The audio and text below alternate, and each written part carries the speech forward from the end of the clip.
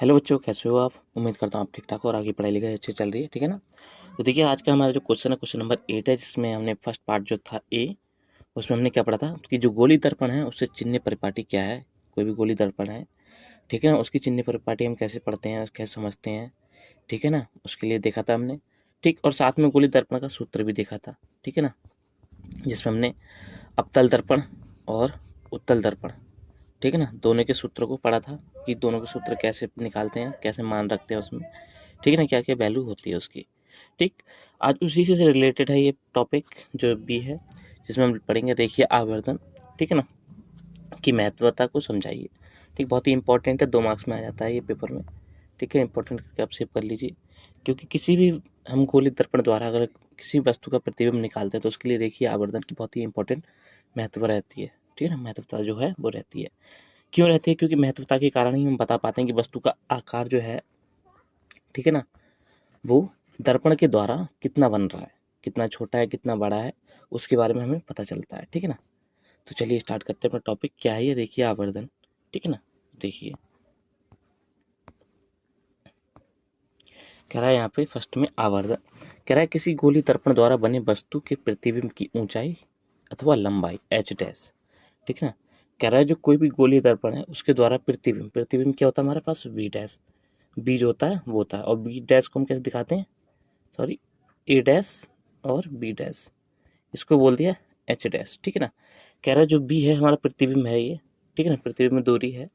ठीक, कह रहा है प्रतिबिंब की ऊंचाई अथवा लंबाई एच डैश ये, ठीक, तथा वस्तु की ऊंचाई अथवा लंबाई के एच, ठीक है ना। अब कह रहा है जो यू, यू से हम क्या दिखाते हैं अपने पास में ए और बी, ठीक है ना, ये कहाँ है, ये पी से कैलकुलेट की जाती है।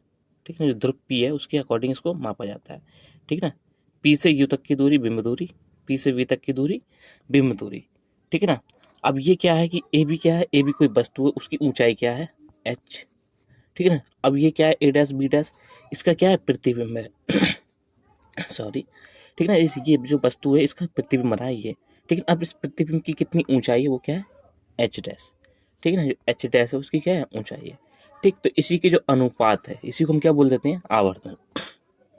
यही क्या होता है हमारे पास में, आवर्धन होता है, जिसको हम स्मॉल एम से दिखाते हैं। देखिए आवर्धन बराबर एम बराबर क्या होता है, एच डैश अपॉन एच, ठीक है ना। ये हमारा क्या होता है, आवर्धन होता है। लेकिन इसी के साथ में मैथमेटिकली जब इसको प्रूव करते हैं तो ये जो लिखा हुआ है v अपॉन यू, ठीक है ना, बिंब दूरी अपॉन यू, तो ये क्या हमारे पास बिंब v और ये क्या है u, तो ये हम साथ में लेते हैं, ठीक है ना, एक साथ में। अब कैसे लेते हैं वो देखिए आप,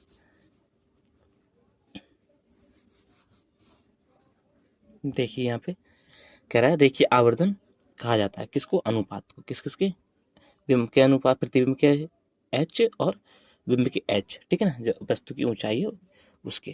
ठीक है, तो रेखीय आवर्धन एम बराबर क्या है, प्रतिबिंब की ऊंचाई बट्टा बिंब की ऊंचाई बराबर माइनस में वी अपॉन यू, क्या है, प्रतिबिंब दूरी बट्टा बिंब दूरी, ठीक है ना। ये जो है इतना पोर्शन, इसके द्वारा हम सॉल्व करके मान निकालते हैं, ठीक है ना, रेखीय आवर्धन का। ठीक, तो चलिए यहाँ से देखिए, यदि वस्तु आवर्धित, कह रहा है यदि आवर्धन एम बराबर पॉजिटिव वैल्यू, ठीक है ना, कह रहा है यदि एम बराबर पॉजिटिव वैल्यू आ रही है तब प्रतिबिंब सीधा तथा आभासी होगा, ठीक है ना। प्रतिबिंब कैसा होगा, सीधा होगा और आभासी होगा, तथा आकार में वस्तु से काफी छोटा होगा। और कह रहा है जो आकार होगा वस्तु का वो कैसा होगा, काफी छोटा होगा, तब यह गोलीय दर्पण उत्तल दर्पण होगा। ठीक है ना। कह रहा है यदि एम बराबर पॉजिटिव आया है, ठीक है ना, यदि कि आपके एक नंबर में पूछ लिया था कि यदि किसी आवर्धन, ये किसी वस्तु के आवर्धन की वैल्यू कितनी है, +1 है, ठीक है ना, तो वो प्रतिबिंब मतलब जो दर्पण है वो कौन सी चीज होगी, ठीक है ना, इस प्रकार से पूछ लिया जाएगा। तो आपको पता होना चाहिए कि अगर यदि यदि हमारे पास में जो मान है एम बराबर पॉजिटिव आ रहा है तो वो दर्पण कैसा होगा, उत्तल दर्पण होगा, इस प्रकार से, ठीक है ना। और यदि ये नेगेटिव में है तो वो क्या होगा, अवतल होगा, इस प्रकार से, ठीक है ना। चलिए, ठीक, अभी कह रहा है जो आकार है वो छोटा होगा, छोटा कैसे होगा वो देखिए, मैं वो बता दूं आपके लिए। ये हमने बनाया उत्तल दर्पण और इसके सामने रखी एक वस्तु ए बी, ए और बी, ठीक है ना। यहाँ से एक प्रकाश किरण की ये, ठीक, एक दूसरी प्रकाश किरण की ये, ठीक है ना। एक इससे क्या जाएगी, अगर मुख्य अक्ष के समांतर आ रही तो वो क्या जाएगी, एफ से जाएगी, ठीक है ना। तो ये भी लाइन जा रही है एफ से होती हुई, ठीक। और एक जो रेखा दूसरी आ रही है इसकी वो जाएगी कहाँ से, सेंटर से, वो कहाँ से जाएगी, यहाँ से, ठीक। और जबकि ये परावर्तित होगी, जब ये उत्तल दर्पण है तो परावर्तित होती हुई कहाँ से जाएगी ये, कुछ इस प्रकार, ठीक है ना। और ये जो लिखा है जो सीधी है ये, ठीक है ना, ये यहाँ जाएगी। जब इसको यहाँ से देखेंगे, ठीक है ना, तो ये हमें कहाँ से दिखेगी आती हुई, इसके सेंटर से, सी से, ठीक। और जैसे हम इसको यहाँ से देखें तो ये कहाँ से दिखेगी हमें आती हुई, इसके फोकस बिंदु एफ से, ठीक है ना। लेकिन ये क्या है, ये जो हमारा ध्रुव की लाइन है पी, इसके क्या है राइट हैंड साइड में, ठीक है ना, और ये क्या है लेफ्ट हैंड साइड, ठीक। तो इस कारण से इधर की जितनी पहलू वो आभासी में आ जाएंगे, ठीक है ना। इस कारण से अब ये देखिए कहाँ पे क्रॉस कर रही है लाइन, यहाँ पे क्रॉस कर रही है। मतलब क्या है, इस बिंदु के सापेक्ष इधर हम मापेंगे वैल्यू को, ठीक है ना। तो कैसे नापेंगे हम, पॉजिटिव वैल्यू में, ठीक। अब मुझे एक बात बताइए, इसकी ऊंचाई कितनी है, इतनी सारी है, ठीक है ना। और यहाँ पे देखिए इसकी ऊंचाई कितनी आ रही है, इतनी आ रही है। तो इस कारण से हम कह सकते हैं कि वस्तु ए बी जो है, ठीक है ना, उसका जो प्रतिबिंब है वो कैसा बनता है, छोटा बनता है, ठीक है ना। और बी डैश पे ये क्या कर रही है, मिल रही है। बी डैश से जैसे हमने मुख्य अक्ष पे अभिलंब डाला ए डैश, ठीक है ना, तो ये क्या है, इस पूरे संपूर्ण वस्तु का क्या है, प्रतिबिंब यहाँ पे ये दिखा रहा है, जो कैसा है, इसके सापेक्ष बहुत ही छोटा है, ठीक है ना। और कैसा है, सीधा भी है। कैसे, क्योंकि ए बी हमारी यहाँ पे रखी हुई है और ए बी जो डैश में वो हमें यहाँ पे भी प्राप्त हो रही है, लेकिन कैसी, छोटी, स्मॉल में, ठीक है ना। और इस साइड है दर्पण के पीछे की ओर बनना है, तो कैसा है, ये आभासी है, ठीक है ना। और आगे देखिए फिर, जितना समझ गए आप तो प्लीज़ वीडियो को लाइक कर लीजिए और सब्सक्राइब भी कर लीजिए, ठीक है ना। फिर देखिए कह रहा है, यदि रेखीय आवर्धन की वैल्यू जो m है वो नेगेटिव वैल्यू आता है, तब प्रतिबिंब उल्टा बनेगा तथा स्थिति वास्तविक होगी और आकार में वस्तु से काफी बड़ा या बराबर होगा, ठीक है ना। तो कह रहा है यदि जो आवर्धन की वैल्यू कैसे आती है, नेगेटिव आती है। अब देखिए ये नेगेटिव के लिए हमें क्या बताना चाह रहा है, ये कि जो दर्पण है वो कैसी होगी, अवतल दर्पण होगी। अब अवतल में क्या होगा, देखिए ये हमने बनाई अवतल दर्पण, यहाँ पे एक वस्तु रखी हमने ए बी, ठीक है ना। यहाँ से एक रेखा जाएगी, ठीक, ये क्या जाएगी इसके फोकस बिंदु पे, ये हमारा क्या है सी, ठीक है ना। फोकस बिंदु क्या होता है, ये सी से यहाँ तक की दूरी क्या है हमारे पास में, आर, जो ये यहाँ तक क्या है, आर है ये, ठीक है ना। r/2 बराबर क्या होता है, फोकस। तो इसके आधा क्या होगा यहाँ पे, ठीक है ना। तो यहाँ पे क्या होगा, हमारा फोकस बिंदु होगा एफ, ठीक। अभी यहाँ से परावर्तित होगी तो कहाँ जाएगी, उसके फोकस से होती हुई जाएगी ये, ठीक है ना। ये यहाँ से होती जा रही है, ठीक। अब एक रेखा जाएगी कहाँ, इसके सी से होती हुई ये, ठीक। तो यहाँ से ये परावर्तित होते हुए सीधे इधर की ओर वापस लौट जाएगी, ठीक है ना। तो इसका जो फोकस जो बिंदु बन रहा है वो कहाँ पे बन रहा होगा, इसी की यहीं पे बन रहा होगा, कहीं पास में, ठीक है ना, नीचे की ओर जो पृथ्वी बन रहा होगा वो यहीं पे कहीं बन रहा होगा, ठीक है ना। फिर इस कारण से हम कह सकते हैं कि जो इसका आकार है वो लगभग क्या रहता है, इसके बराबर होता है या फिर काफी बड़ा होता है। यदि प्रतिबिंब इसका यहाँ बनेगा, ठीक है ना, तो कैसा रहेगा, बराबर रहेगा, ठीक है ना। चलिए फिर आगे देखिए,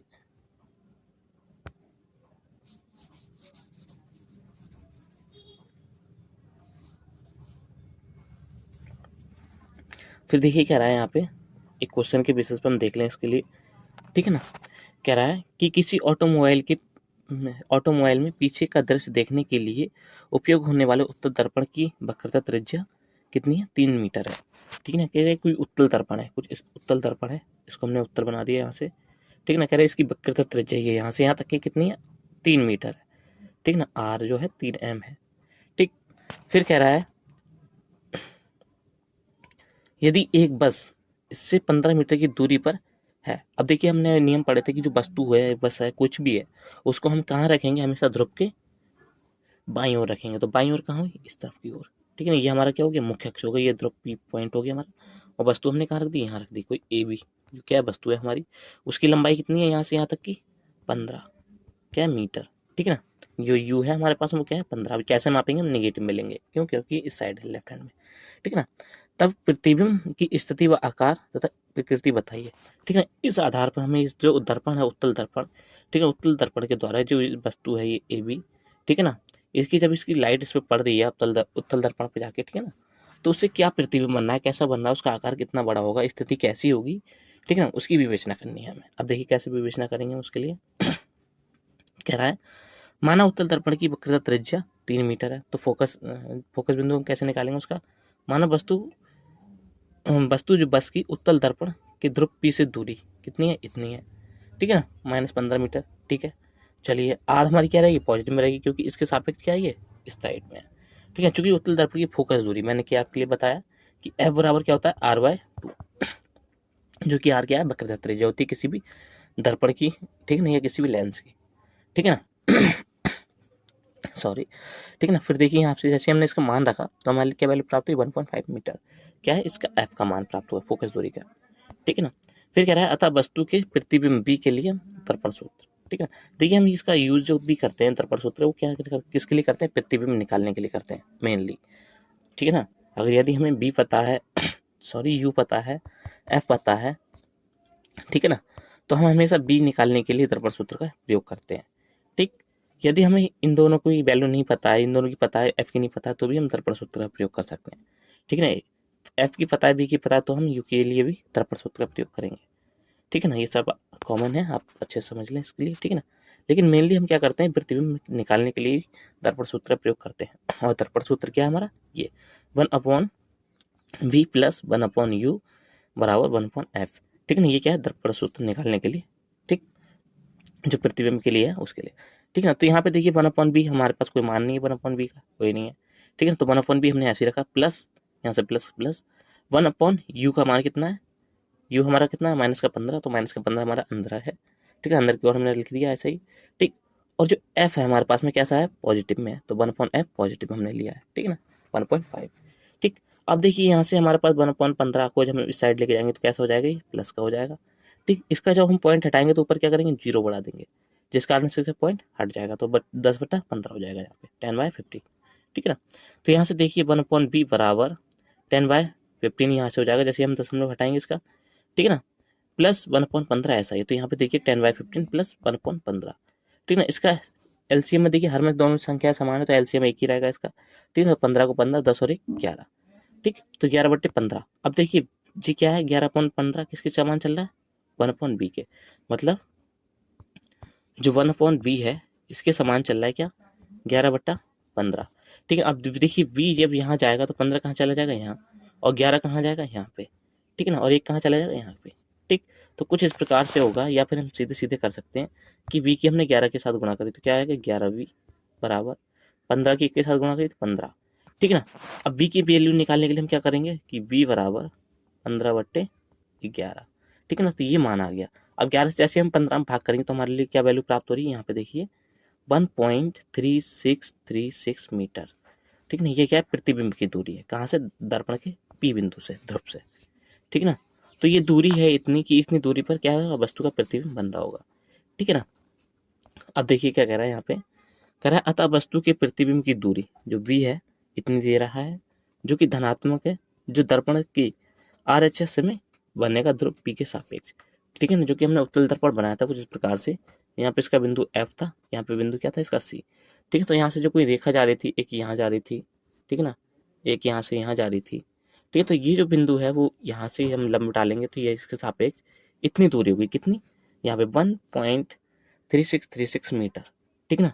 इस बिंदु से जब हम नापेंगे इतनी दूरी पर क्या होगा, इसका प्रतिबिंब बनेगा, ठीक, जो कैसा होगा, ठीक है ना। धनात्मक तो मतलब कैसा होगा, उसके राइट हैंड साइड में बना, देखिए प्रकृति देख लेते हैं हम उसकी, ठीक है ना। हमने जब इसका प्रतिबिंब देखा तो कैसा बन रहा है, सीधा बन रहा है, यहाँ पे हमारी ए बी वस्तु रखी हुई है, और जैसे हमने बी डैश का बिंदु पे ये क्या करी, दोनों रेखाएं कट करी, ठीक है ना। हमने ए डैश क्या डाला, अभिलंब डाला किस मुख्य अक्ष पे, ठीक है। तो इस कारण से हमें जो ए बी वस्तु थी उसके सेम एकदम ए डैश और बी डैश क्या होना, प्रतिबिंब प्राप्त हुआ, ठीक है। इस कारण से हम कह सकते हैं जो प्रतिबिंब कैसा है, सीधा है, ठीक। अब देखिए आकार की बात चलती है, प्रतिबिंब सीधा तथा आभासी है, क्यों आभासी, क्यों, क्योंकि दर्पण के पीछे की ओर है, ठीक है ना। उत्तल दर्पण पे हमेशा जो प्रतिबिंब बनेगा वो कैसा बनेगा, आभासी बनेगा, ठीक है ना। चलिए फिर देखिए वस्तु का आकार के लिए आवर्धन सूत्र, ठीक है ना। अब देखिए जो वस्तु है उसका आकार कितना बड़ा, उसके लिए हम आवर्धन सूत्र का प्रयोग करेंगे, ठीक है ना। तो m बराबर h' बराबर प्रतिबिंब v दूरी, ठीक है ना, और बिंब दूरी u, ठीक। तो यहाँ से देखिए मान लिया हमने प्रतिबिंब की दूरी कितनी आई हमारे पास, पॉजिटिव में प्राप्त हुई है, ठीक है ना, और बिंब दूरी कैसी है, नेगेटिव में है हमारे पास में, तो मान रखेंगे हम। तो देखिए h' बराबर -b/u, जो कि हमने पढ़ा था ऊपर, ठीक है ना। यहाँ पे वो काफी ऊपर चला गया, छोड़िए, ठीक है ना। मैं यहाँ पे लिख देता हूँ कि आवर्धन जो हमने पढ़ा था m बराबर h' बराबर माइनस का v/u, कुछ इस प्रकार से था, ठीक है ना। इसमें हमने मान रखेंगे तो ये कि हमारे पास पॉजिटिव का है, पॉजिटिव को माना जाएगा, ये किसका है, माइनस का, तो ये माइनस का आ जाएगा, कितना है, 15, ठीक।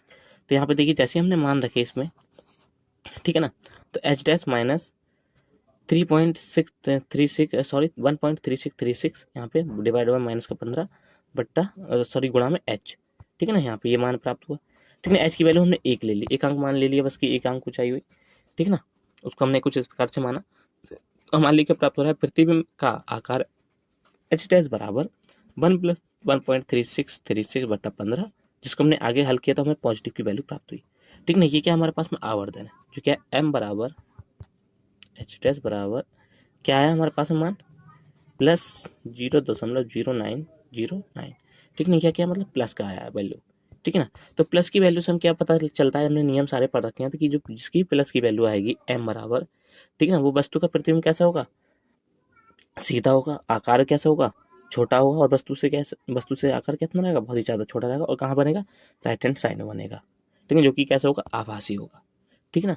तो ये था हमारा फर्स्ट क्वेश्चन, अच्छे से आप समझ लीजिए, इसकी बेसिस बहुत सारे क्वेश्चन होंगे, आप एक ही बार में समझ जाएंगे अगर आपके लिए भी अच्छे से पता है तब, ठीक है ना। यदि आपने इस लेक्चर को, ये जो क्वेश्चन है इसको अच्छे से समझा है, तो आई होप, मैं आशा करता हूँ आपसे कि आप सारे के सारे क्वेश्चन कर लेंगे, ठीक है ना। वीडियो को आपने लाइक नहीं किया तो प्लीज़ लाइक कर लीजिए, चैनल को सब्सक्राइब भी कर लीजिए, ठीक है ना। अब देखिए सेकंड क्वेश्चन है हमारा यहाँ पे इसी के बेसिस पे अवतल दर्पण के लिए, ठीक है ना। तो उसके लिए भी हम अच्छे से समझ लेते हैं। कह रहा है कोई 4 सेंटीमीटर साइज का बिंब किसी 15 सेंटीमीटर की फोकस दूरी, ठीक है ना। कह रहा है साइज, जो वस्तु है उसका साइज क्या है, ए बी है कोई वस्तु, उसका साइज क्या है 4 सेंटीमीटर है, ठीक है ना। फिर कह रहा है किसी बिंब 15 सेंटीमीटर की फोकस दूरी के अवतल दर्पण से 25 सेंटीमीटर की दूरी पर रखा है, ठीक है। यहाँ पे कह रहा है किसी 15 सेंटीमीटर की फोकस दूरी, मतलब एफ का मान कितना दे दिया इसने, 15 सेंटीमीटर दे दिया, ठीक है ना। फिर कह रहा है दर्पण से 25 सेंटीमीटर की दूरी पर रखा है, ठीक है, मतलब पी से कहाँ दूरी पर रखा है, 25 सेंटीमीटर की दूरी पर रखा, मतलब इसने यू दे दिया हमारे लिए, ठीक है ना।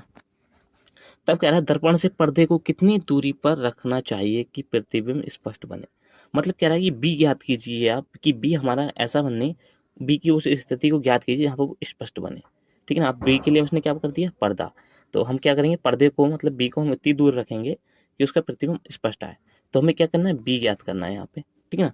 तथा प्रकृति और साइज का ज्ञात कीजिए, ठीक है ना, जो प्रकृति और साइज भी उसको बताना है, ठीक है। देखिए हमारे लिए क्या ये प्राप्त हुआ है, ये हमारे पास धनात्मक में रहेगा, ये कैसा रहेगा, ऋणात्मक में रहेगा, ये भी कैसा रहेगा, ऋणात्मक में रहेगा, ठीक है ना।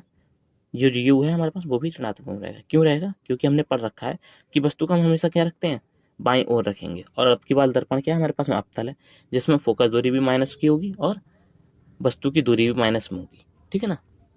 चलिए देखते हैं आगे क्या है। देखिए यहाँ पे कह रहा है मानव बिंब का साइज ऊंचाई कितना है, h बराबर 4 सेंटीमीटर, तो दिया गया फोकस दूरी f बराबर -15 सेंटीमीटर अवतल दर्पण में, ठीक ना। बिंब की ध्रुव P से दूरी u बराबर कितना है, -25 सेंटीमीटर, जैसे कि मैंने पहले बता दिया। अतः दर्पण के ध्रुव से स्पष्ट प्रतिबिंब के लिए पर्दे की प्रतिबिंब दूरी v के लिए दर्पण सूत्र, जैसे कि मैंने पहले बता रखा है, पिछले लेक्चर अभी थोड़ी देर पहले बताया था कि प्रतिबिंब दूरी निकालने के लिए हम दर्पण सूत्र का ही प्रयोग करते हैं, और कुछ इस प्रकार से लिखा जाना है, ठीक है ना। आपने नोटिस किया होगा ये जो पॉइंट है ये इस प्रकार से जो लिखे रहते हैं, ठीक है ना। जो एग्जामिनर होता है कॉपी चेक करने वाला, उसके लिए काफ़ी इंप्रेसिव करते हैं, ठीक है ना। यदि आप हैंड राइटिंग ऐसी बनाते हैं पेपर की कॉपी में, तो समझ लीजिए जो आपके मार्क्स हैं, ठीक है ना, वो 98% तक आपको मिलने के चांस रहेंगे, ठीक है ना। 100% का तो मैं नहीं कह सकता, बट आपका जो लिखने का तरीका है वो काफ़ी इंप्रेसिव रहेगा एग्जामिनर के लिए, ठीक है ना। तो आप आशा करता हूँ कि ऐसा लिखना चाहेंगे या लिखें कॉपी में, ऐसा कहूँगा मैं, ठीक है ना।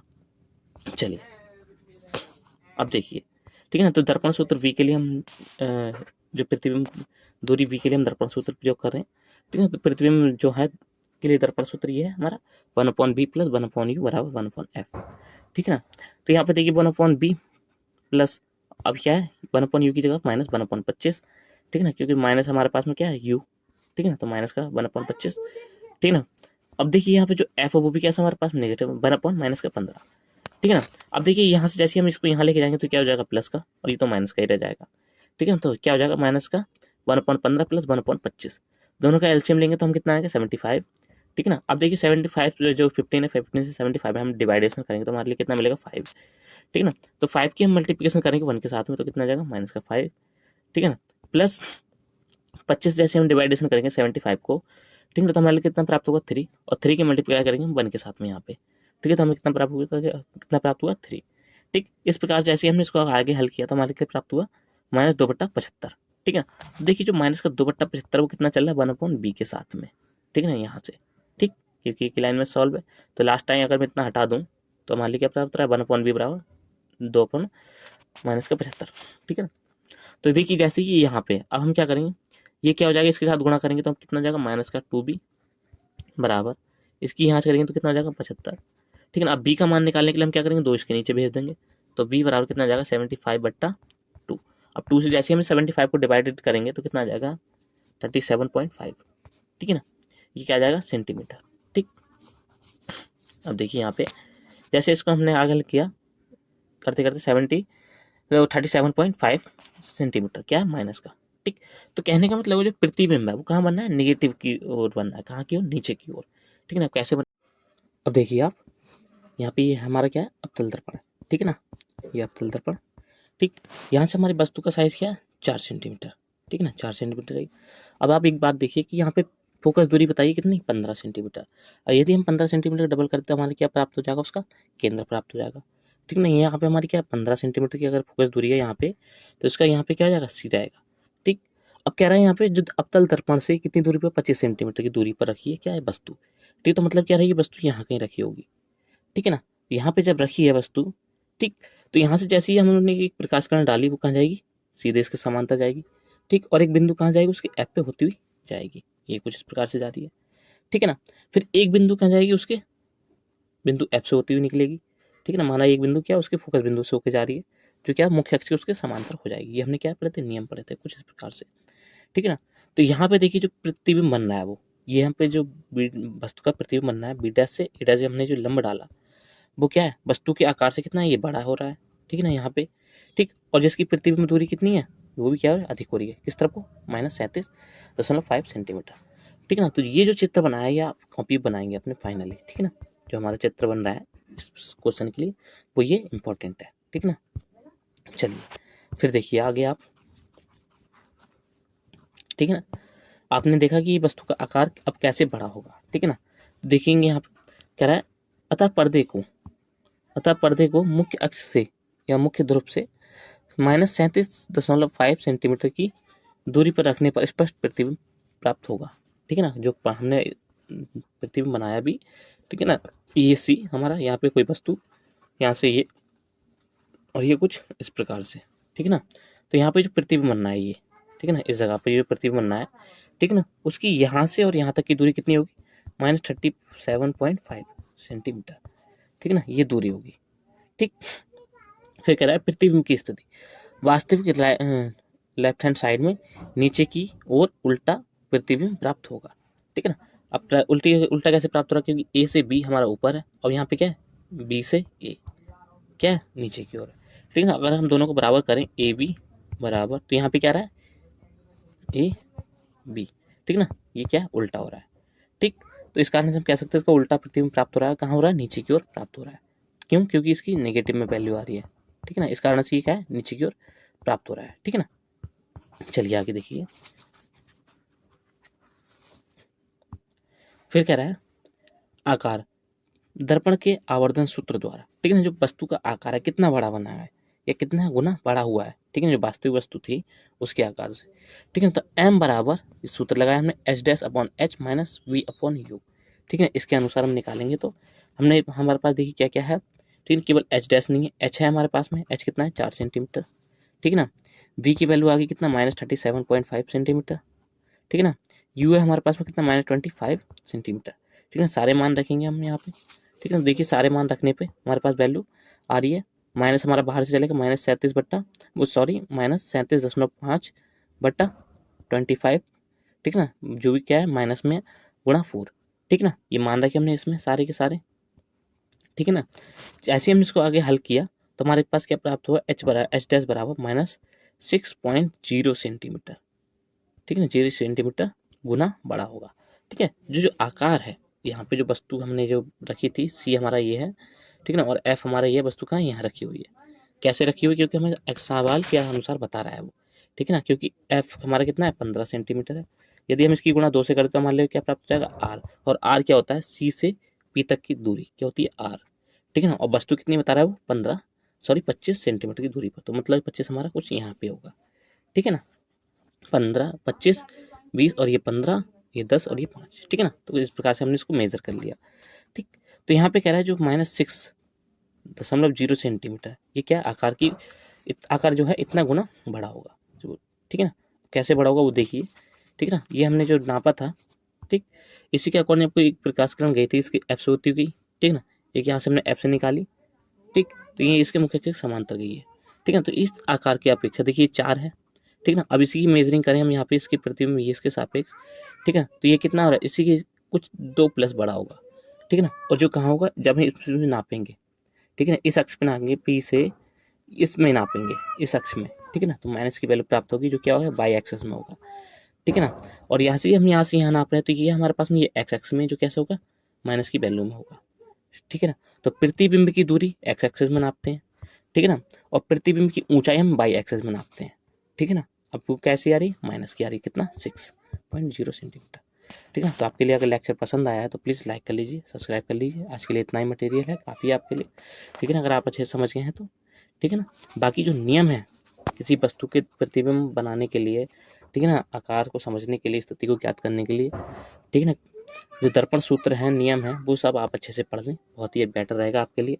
क्योंकि ये 11th 12th और BSc जो आप फिजिक्स पढ़ेंगे, ठीक है ना, PCM से हैं अगर यदि आप, तब तो आपको वहाँ सब में मिलेगा ही। फिलहाल तो ये 10th क्लास का है, लेकिन आप 12th के हैं, 11th के हैं, तो भी आप इसको स्टडी कर सकते हैं, ठीक है ना। तो मिलते हैं अगले लेक्चर में, all the best, bye bye.